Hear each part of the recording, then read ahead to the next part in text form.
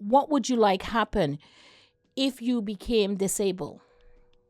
Again, I want you to think about that because these are questions that will help you plan for the future.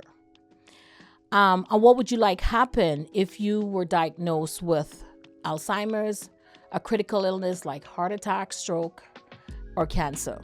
Debt management. One of the things that you need to do is you need to make a list of all your debts and what would you want to happen? How do you want to have this paid off? Do you have a life insurance that will pay some of that off? Because if you pass, your debt will now be passed to your family. My community, which is the West Indian community, we have such a bad habit of keeping everything private and under the carpet. It's a need to know basis, but we have to start trusting. We have to trust in the people around us.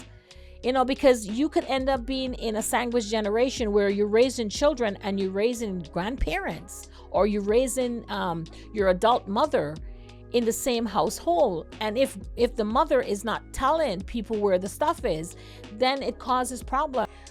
Welcome to the Money Is For You podcast, brought to you in collaboration with Notable Wealth Management, Inc. I am Jacqueline Correa, your wealth builder, and your host on this journey. So today we're going to talk a little bit about, as I said, it's about keeping your financial house in order. And this is a huge, big talk right now in our community, especially in our Black West Indian community. A lot of the elders, my age and over, we are concerned about, would we be able to finance, our lifestyle as we age? And one of the things that have been happening is, especially after the pandemic, a lot more people have been diagnosed with a critical illness, whether it's cancer, a stroke, a heart attack, and mainly dementia and Alzheimer's. So it's a big concern. It's a huge concern. So we're going to dive into it because I know it's a concern, but there is ways that we can do it. And if we start to plan for this now, or even if we plan for it from a young age, from the millennials, even at the Gen Z, we can fix this problem with a combination of some of the funding from the government. There's not a lot. I think people have this myth that the government will take care of them, and OHIP is an all-inclusive package. It is not. What OHIP does, it actually pays for your the surgery, but it doesn't pay for rehab. For you to get better, the rehab part of it, that's the part that has to be funded. And especially if you become a dementia patient, or you have Alzheimer's, like, it becomes even harder to stay home. Like, would you be able to have enough finances to go into a nursing home? So we're going to touch some of those topics. So one of the things that when I sit down with my clients, I ask some very disturbing questions. And I'm going to ask you these questions today. And, grab a pen and a paper, because this is very, very important. One of the questions I always start with, and I always say, we like to plan and achieve for the best, but we also must plan for the worst, right? It means that, even though we're living for today and we're trying to live a great life, we also have to plan in case something do happen, the what if. And so, it's a disturbing question, but I make you think about it. And so then I ask the next question is, what would you like happen if you became disabled? Again, I want you to think about that because these are questions that will help you plan for the future. And what would you like happen if you were diagnosed with Alzheimer's, a critical illness like heart attack, stroke, or cancer? Right? And what would you like happen if you die? And, a lot of people think GoFundMe is a solution. GoFundMe is not a solution. GoFundMe is like the same thing when you're thinking OHIP will take care, it's all inclusive and it will take care of everything. No, it doesn't. So when you sit with me, one of the things I start with, and this will be popping up, is what I actually do is we start from the bottom of the house. Like, as I say, today our plan is about, is about getting your house in order. And the first thing that we look at is the foundation. Just like any home, when you're building it for the first time, the builder pours concrete and he builds the basement. And then from the basement, he builds levels up. He never starts from the top and then finishes with the basement. He starts from the bottom, where he starts with a foundation. So in our financial house, our foundations are your legal wills and power of attorney. That's the foundation. That is the bottom part of your house structure, right? So that if anything else happens after that, that is taken care of, especially if you have young children. And we'll go into a little bit more detail about that. So the first thing is, do you have a will? Do you have a power of attorney? And a power of attorney it's a living care. It's for when you're alive. A will is after you die. And what a will does, it actually allows your assets to be distributed to the people of your choice. Then you're allowing the government to choose who should get the assets. Same with a power of attorney. You're giving rights to the people that you trust that will make the right decisions for you, other than the doctor or the government. And trust me, I've been in situations where the government take away the power of attorney and the will from the family and take over the individual and made all the decisions and also take away the money. So these things also happen. So it is very important when you are fully functional and you have all your faculty, these are things that you put in place, including if you have children. You put things in place. What would you want happen if something were to happen to you? Who would take care of your children, including if you have animals like I do? I have to state there that where would he go? And if, again, if your children have allergies and so on and so forth, and we'll go into that a little bit more.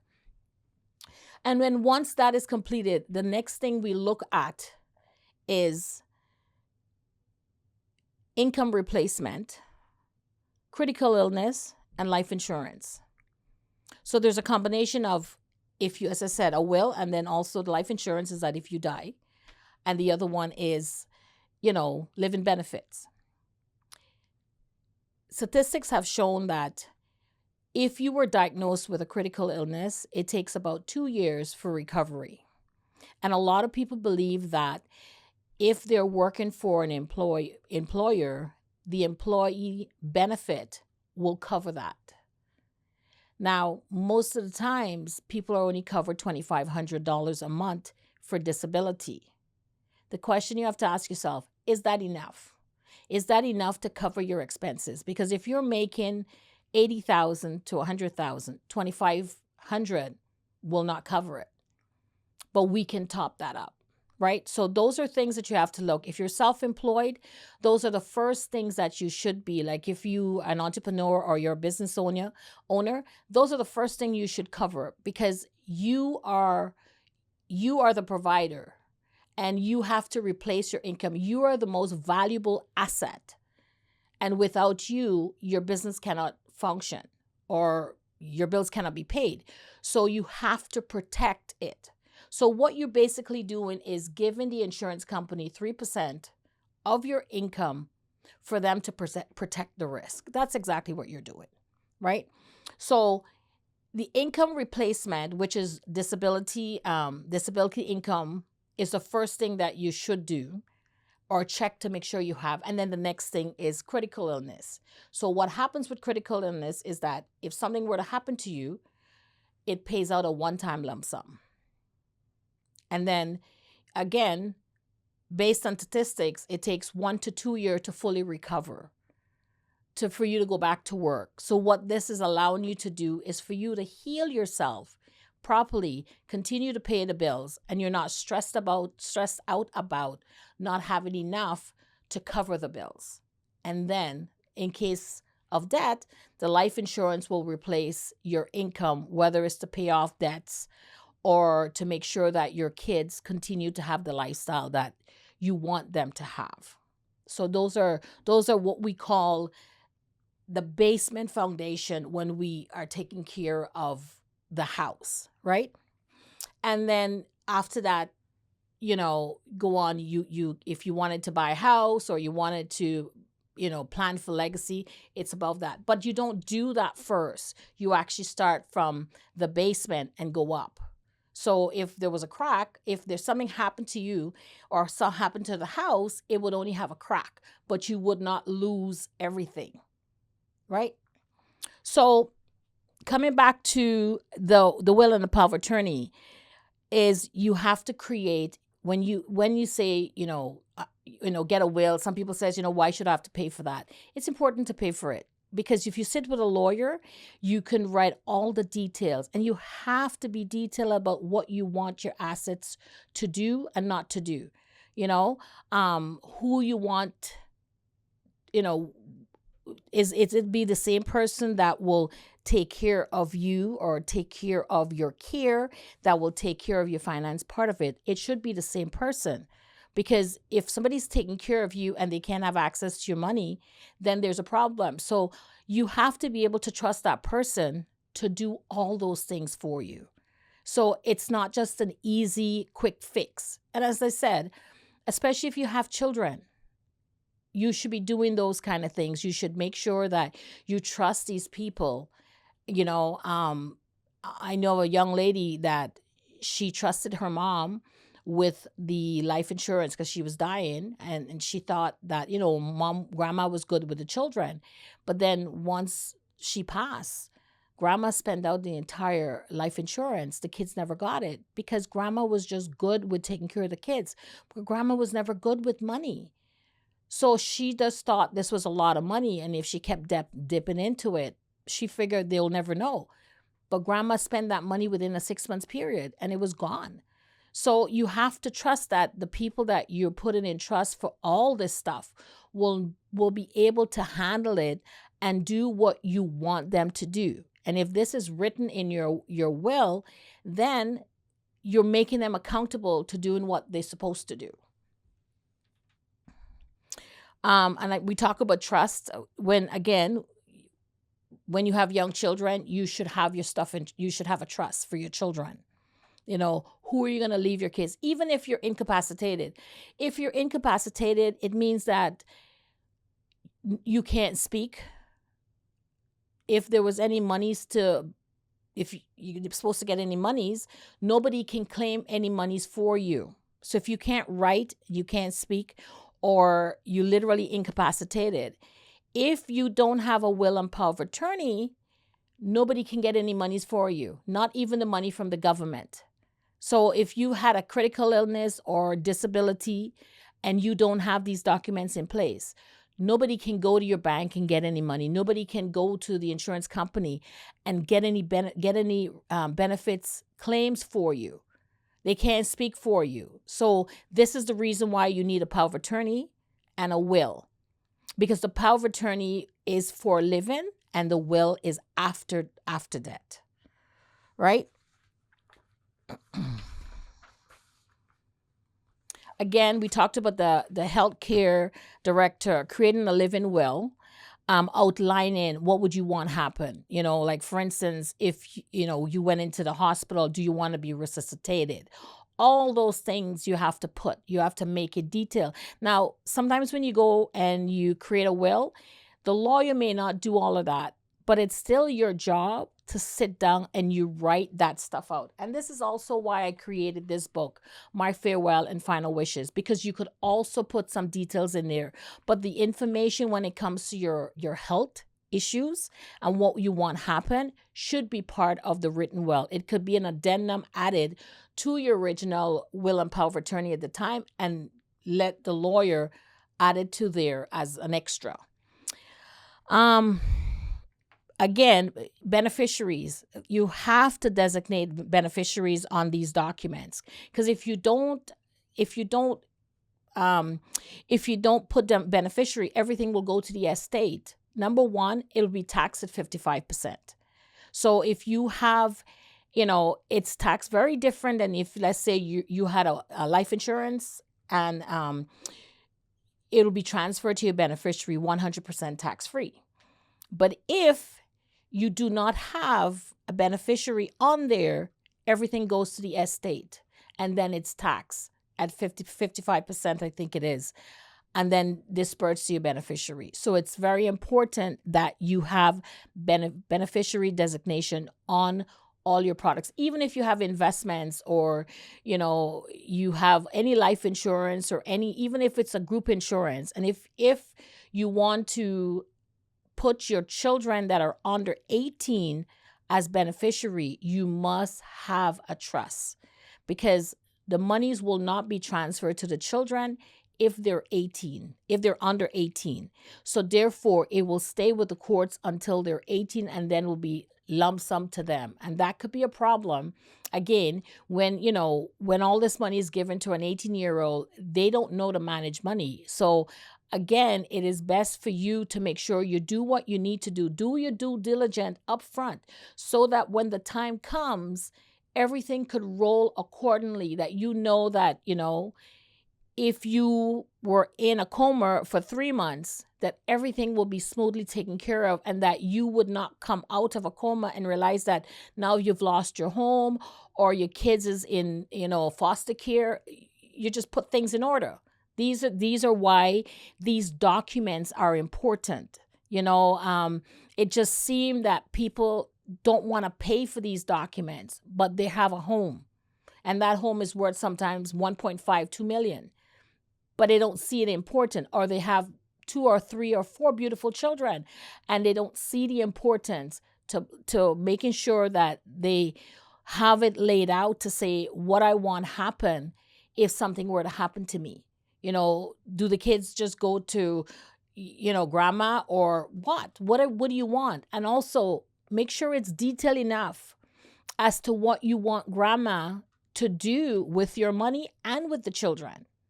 Because you just don't want the kids to be sitting in the basement playing Xbox. Because if you want them to maintain certain sports or certain education and stuff, you got to write all of that out. You have to be very clear about what it is that you want. It's like sitting down and writing your goals. That's what it is.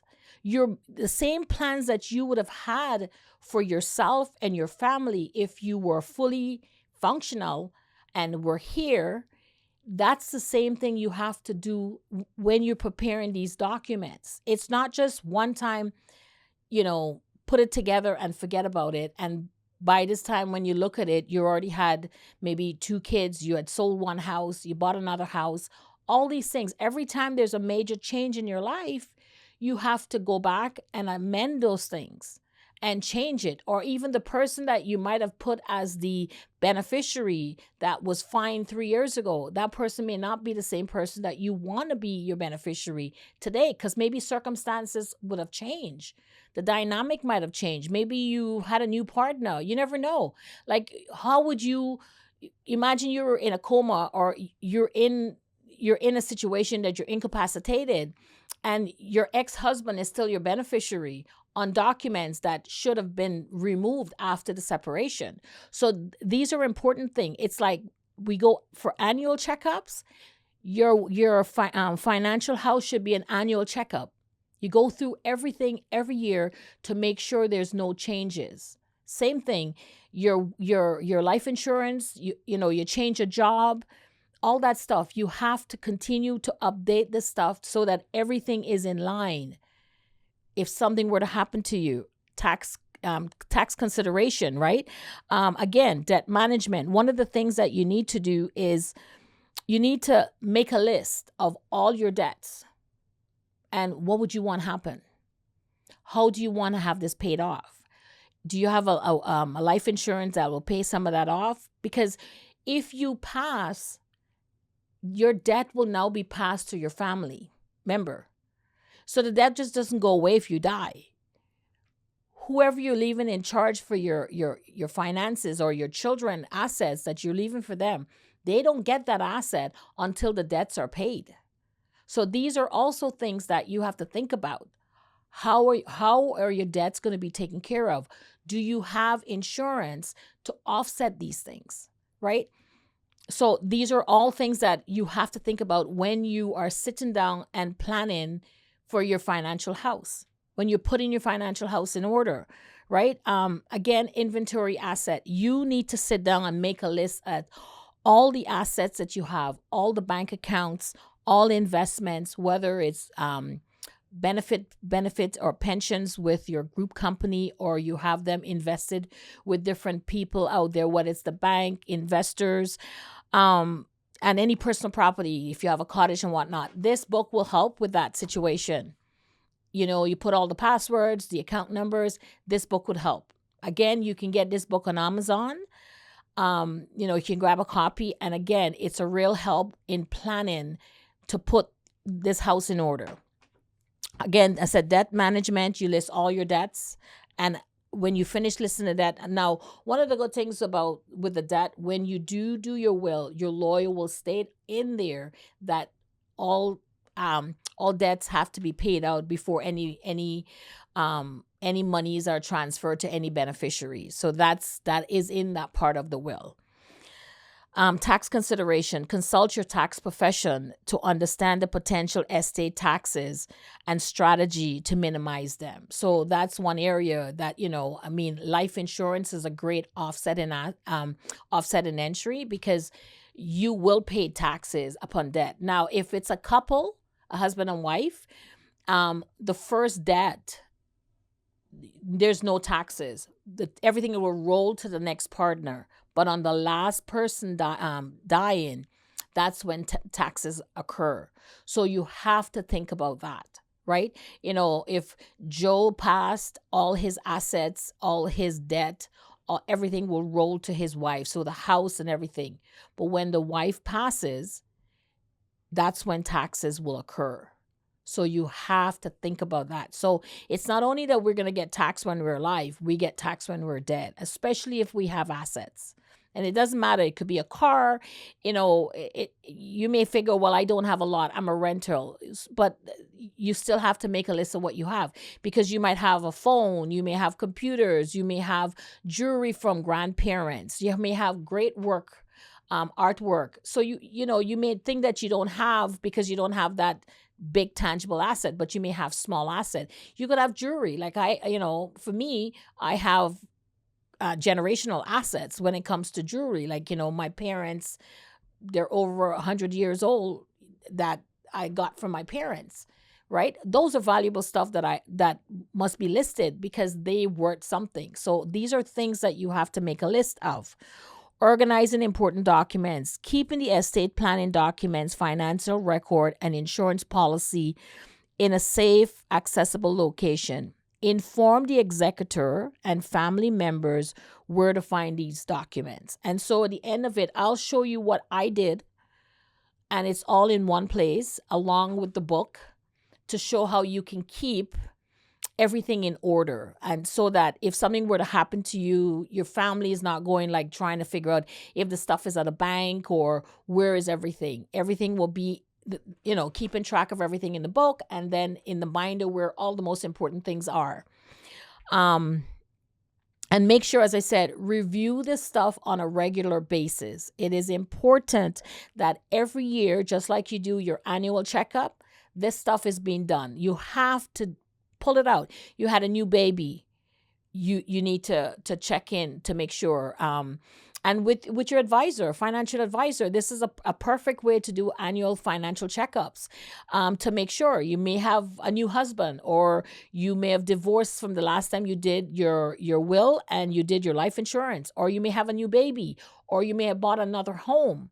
So these are all things. Every time you have a different I call it every 4 years, there's a life cycle. Something changes, right? Whether it's change a job, had a new baby, something always happen within every 4 years. So it's important to also make the changes with these documents as the cycle changes, right? Sometimes it's every 2 years.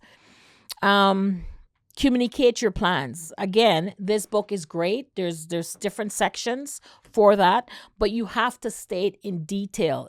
Just like when you're planning out goal settings for your life. What do you want in 2 years? What do you want in 3 years? What do you want in 5 years? What do you want in 20 years? Doing this here, your estate planning is the same thing. It doesn't change.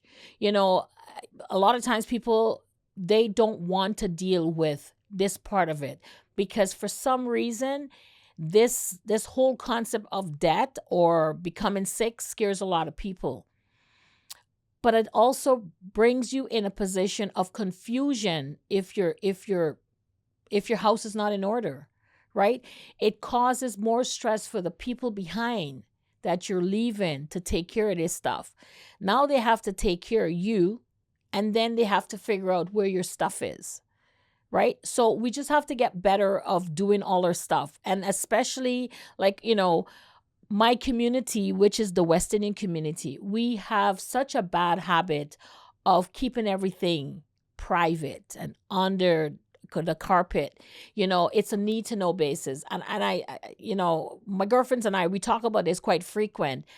And, we kind of laid back going all the way from slavery days and whatnot. But we have to start trusting. We have to trust in the people around us. Because you could end up being in a sandwich generation where you're raising children and you're raising grandparents, or you're raising your adult mother in the same household. And if the mother is not telling people where the stuff is, then it causes problem. I mean, there was a situation where one of my clients asked me to reach out to, at the time they were 19 and 20, on 19 and 20, or 20 and 21, and the mother kept saying she's going to get her will done, she's going to get her will done, and she's going to get her will done. And January 2nd, she went on the TTC and she had an aneurysm and she died. And those two kids were left in confusion because she didn't have a will, and the beneficiary, which is she, even though she was divorced for 13 years from her husband, she never took him off any of the beneficiaries. So the will was still in his name. Not the will. The life insurance still had him as the beneficiary. The investment she had at work, still he was the beneficiary. She didn't change anything. She just kept living life like she was married. So again, the investment companies can't do anything for the children because that's not the beneficiary name. So who gets the money? The ex-husband, right? So these are things that, as I said, it happens. And, it is our job, my job, to help you, understand that we can fix these problems. We can fix this problem. That is my job to do that. If you're my client, these are things that I do to help my clients avoid these situations. One of the things about my girlfriend passed last week. And one of the things that I know, because we talked about a lot of stuff, I know she did a lot of stuff. So her kids will be okay because she put things in order so that they're like, because when I spoke to her son, she said, mom was pretty open about where things were and how to get done and what she wanted. So I know that she was very open about everything. And that made me felt good because I know that she did what she said she was going to do, right? And again, as I said, consult a professional like myself when it comes to this thing. I'm very passionate about estate planning, retirement, and pension. That's my niche market. But I just love this area, and when you're young, you think that you're invincible. But as we get older, we have to start. And if we start doing this at a very young age, trust me, we will become so much sufficient that when we actually get to the old age, our house will be in order, right? Our house will be in order. So when it comes, I guess, this part here that I'm talking about is the basic foundation, which is the will and power of attorney. We will go into in the next episode more about life insurance and the depth of it and so on and so forth. But um, before I end this session with you, I want to share something that I did for myself. Was I just got an idea because my stuff was a lot bigger, and so I had this one binder, and I kind of put everything that I need. So if something had happened to me, like if something happened to me tomorrow, my executor can just go get this binder, and in this binder it have my plot, my will. It has all my life insurance, all my documents for my business, everything in it. It's a pretty big binder. But so I thought I would bring this stuff to show you because I actually picked this up from Amazon. It was $11. You could probably check to see if Dollarama have it, but sometimes with Dollarama it's hit and miss. But I know for sure you can get it, and it's like you can actually put your policies. The beautiful part now about the policies today is that you don't have the books like we used to, because a lot of our documents are electronic, so you don't really need the full book, because you just need the first 6 to 12 pages. That's where all the meat and potato is, the real details. So you could actually end up with a very small binder and all the details. But each package, you can put it in there and you can actually label them, right? I had made a cover page and I'd put in the table of content what it was and what number it was. So on the tabs, I actually put what number, and then in the table of content, I made a detail of what it was. This one I got from Timo, and this one was like $9. Again, it's the same concept. And this one it's a more or less sophisticated one. Again, Amazon have this one, and you can get it from Timo. Timo is a little cheaper. I think Amazon is either $47 or $87 for it. Again, you could put all the detail. This is nicer. But it's a little bit more pricier. Again, what I did, as I said, I went to Dollarama. I got me a binder and I put it in. I used these. And with it, I wrapped it up in a beautiful bow with my farewell and final wishes, where I have all the passwords, where all my documents is. And I basically put it in one place where my executor can find it, and you need to explain to them where can they find it. Again, if you want to get a copy of my book, you can go on to Amazon and you can grab a copy. If you like what I'm teaching here today, like, subscribe, and follow me for more to come. And remember, money is for you.